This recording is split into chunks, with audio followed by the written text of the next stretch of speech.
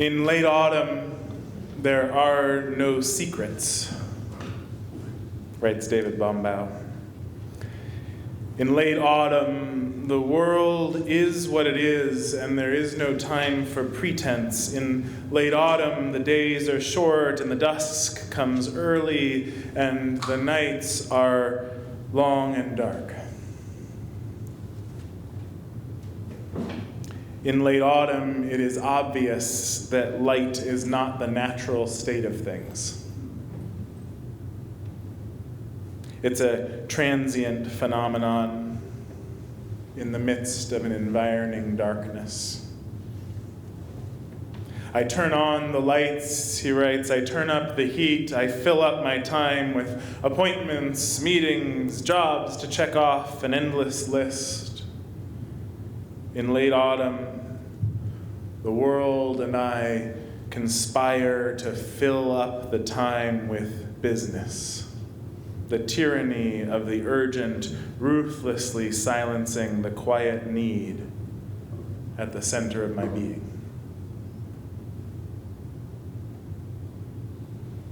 Like an unexpected gift, it comes to me. I need the darkness. I need to sit in the gathering gloom and allow this great darkness to enter the dark core of my soul.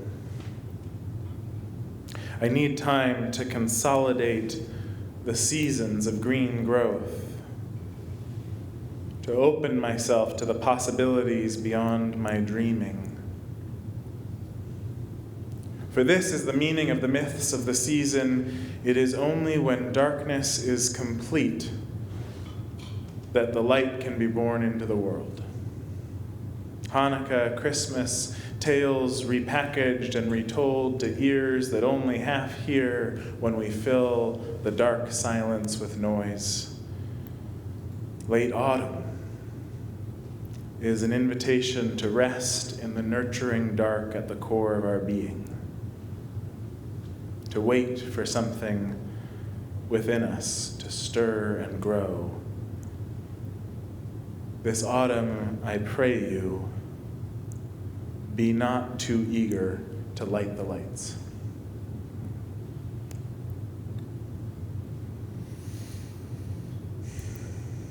Our need of the dark and the truth that we are light. I'm confronted with it on an every evening basis when I walk out the door and see my neighbor Will, whose house is lit from wall to wall, every edge with bright and shimmering lights. The roof, there's one that just goes up, I think it's probably 20 feet above his roof, this towering, lit monument to joy.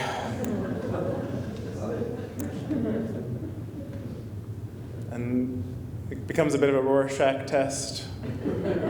The days when I'm filled with the Christmas spirit, looking at this glowing French immigrant's home, and the days when I think, bah, humbug. Do not be too eager to light the lights, Will. And it made me think of a story that Tiff, one of our members, Tiff Rao, shared in a meeting a couple months ago. She had just gone to Iceland with her family. And while they were there, it was puffling season. Do any of you know about puffling season? The pufflings, this is one of the, I think it's 60% or something of the world's puffin population live in Iceland. And the puffins live most of their lives out at sea.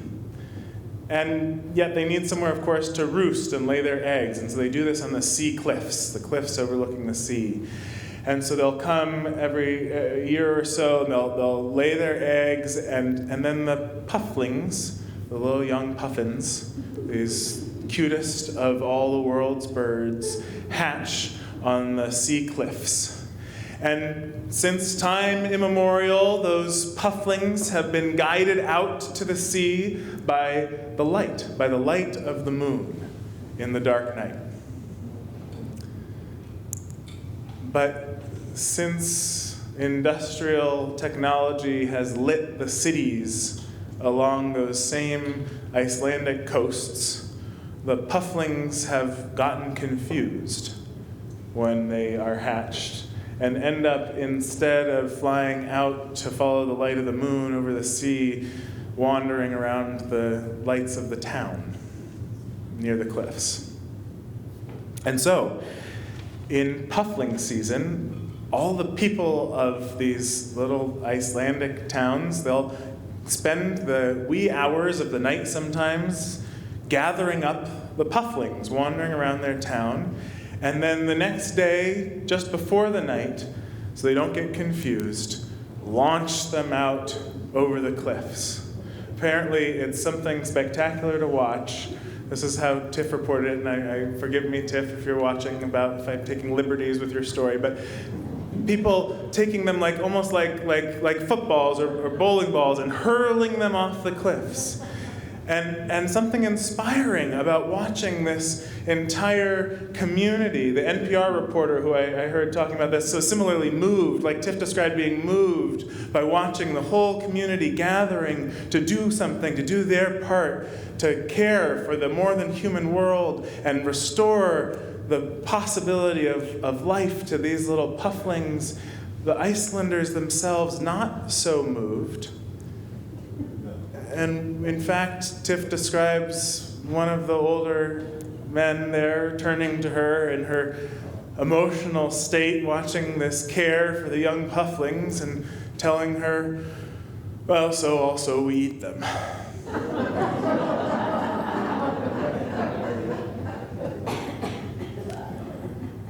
The adult plump puffins are a traditional staple of the Icelander diet. It's not entirely altruistic, this care for the little pufflings. I think it's good from time to time to be reminded that our survival depends on the death of other living things, even if it's only plants.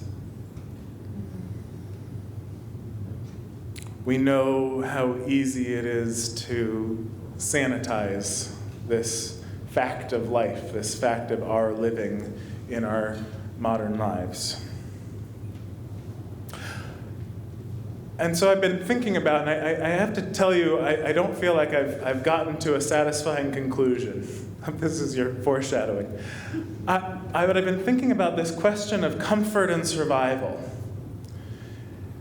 With all of the impulses that we have this time of year to embrace comfort, to light our lights and eat our fatty foods and Christmas cookies, to enjoy the bodily comforts of the holidays, to be connected with one another around the fire. Something in that comfort comes from our knowing that this time of year is also bringing us closest in touch with the world's harsh need to change us, as David White would say, with the world's harsh realities. This time of year when our species, historically, in the long picture, must have lost the most members year after year. And so there's a way in which some of these comforts become a distraction from that reality, from this confrontation with our own survival. I've sometimes shocked myself at the lengths I'm willing to go to avoid facing the dark. Have you ever caught yourself with more than one screen that you're using at the same time? Or has anybody ever done 3 screens at once, right? I've got my game, I've got the TV is going with something, and then there's the iPad. I don't know why I have the iPad, maybe it's a game, and then suddenly I check my phone, and now I've got... Or just the constant companionship of podcasts and audiobooks and radio. Reassurance and comfort are good, but I think our comforts, whatever they are, can become addictions when we forget to set them down for a time in order to encounter the dark. Barbara Brown Taylor is an Episcopal priest, or she was. She left the church and has written quite a bit about that experience. She describes one Sunday after church, she started crying on the porch of her church in the middle of the receiving line. While she was shaking people's hands, she said she didn't know where the tears were coming from. She thought she had an allergy. And that's how she explained it to her bewildered parishioners, who began fishing for Kleenex, handkerchiefs. But she said it wasn't an allergy, it was a grief so deep that I didn't have words for it. And I know many of us here, maybe all of us here, know that grief. And for many of us this time of year, it can be especially close to touch, waiting just behind the twinkling lights, just behind the door closing after the last guest. Sometimes it feels, amidst the merriment of the holidays, like it's a malevolent beast just waiting to pounce the moment we set down the festive drink, the moment we're left alone, the moment we turn off the lights. I remember one year in my late teens falling into my despair this time of year. And it was a deep depression. I know some of you have heard me talk about this before, but it was the kind of depression where I didn't leave the house for weeks that turned into months. It was a depression where I couldn't bear to be alone. I couldn't see any future brighter than my bleak present. I have a vague memory of one December evening that was the first night of Hanukkah. And since I was a kid, I have always loved the ritual of lighting the Hanukkah candles, singing the special song, the prayer, watching as the candles burned, as the tradition goes, as the sun goes down, waiting and letting the candles burn all the way down. Something about that last moment with the flame just about to go out has always captivated me. And that December, I wasn't thinking about how much I loved Hanukkah or how nice it would be to light candles, watch them burn down, but it was the first night of Hanukkah, and lighting the menorah is what you do.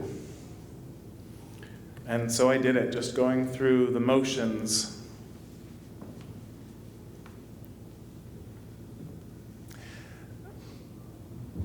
It wasn't miraculous. There was no instantaneous recovery.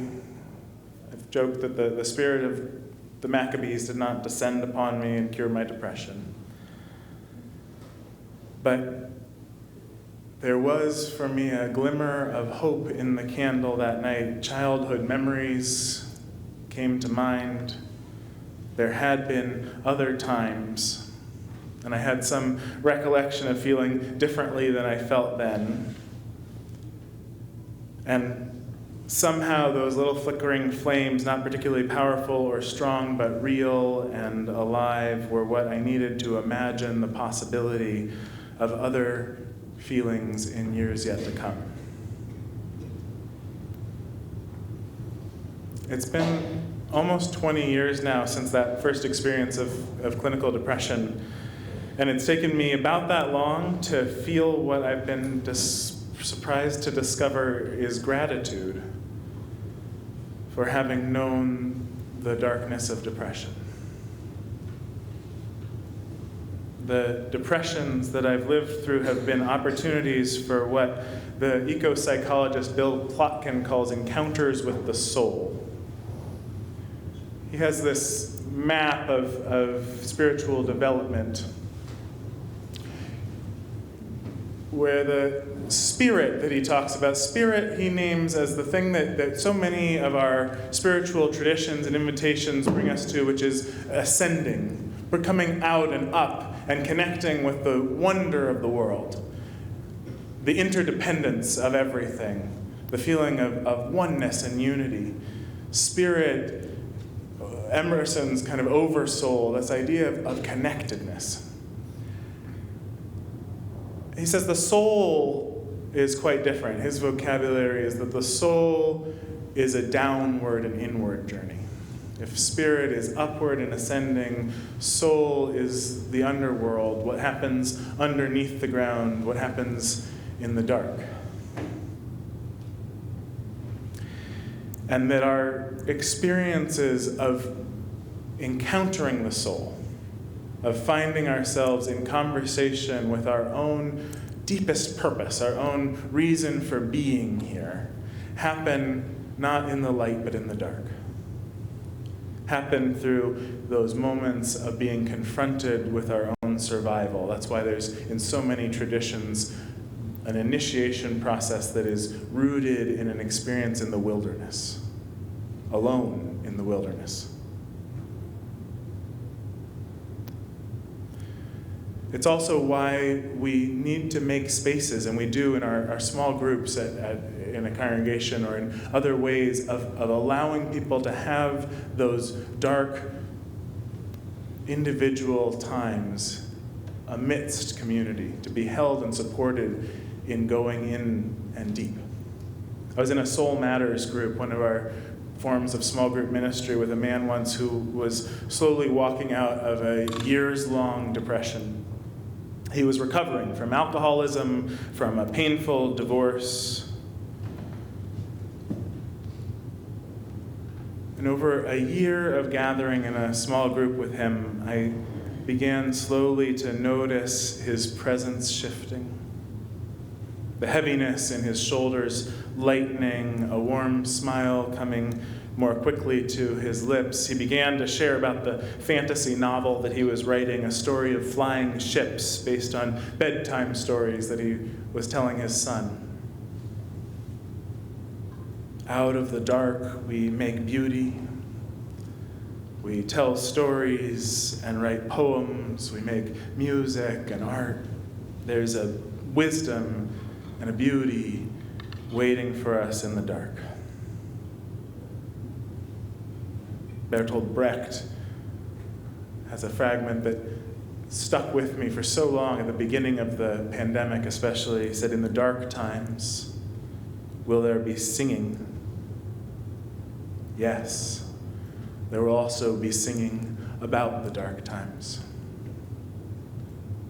And so we light our candles and we sing, we remember the struggles of survival that have made a people who they are. And we think now about those around the world, and especially, of course, in Ukraine, who are struggling to survive, to hold on to being a people, despite the efforts of empire to stamp out and destroy difference.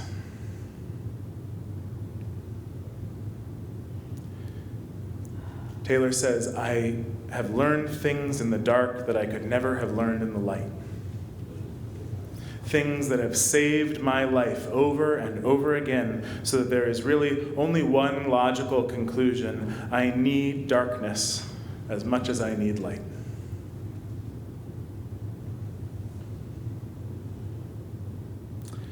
She's gone on to write extensively about the issue of our full solar culture. All the churches and self-help books and evangelical prosperity gospel preachers and New Age positivity practitioners, all the ways in which there are those who would tell you all you need is the light. This loud message of spirit, right, of spirituality, that just life is about feeling good all the time. As if it were all just launching cute pufflings out into the sea. So we remember, also we eat them. The holy is in the beauty and the darker truths alike. The holiday tradition that I'm most looking forward to this year is New Year's morning. It's a new tradition. This is the second time doing it, but I think you can call something a tradition the first time if you want. We're going to wake up before the sun rises, and we're going to drag our resistant, reluctant bodies out of our warm and cozy beds and into our warm and cozy gear. Not crazy. And we're going to go out with a thermos of hot chocolate into an early morning hike before the light has fully taken the sky. It's the one hike that I can get my son to joyfully go on, who does not want to walk a block without a screen playing, Pokemon Go, whatever. But he will excitedly get out of bed for this hike because we're bringing our bodies in contact with something beyond and mysterious that awakens something we need in us, something that is only found in the cold and the dark, in the remembrance, the bodily remembrance of what it means to survive.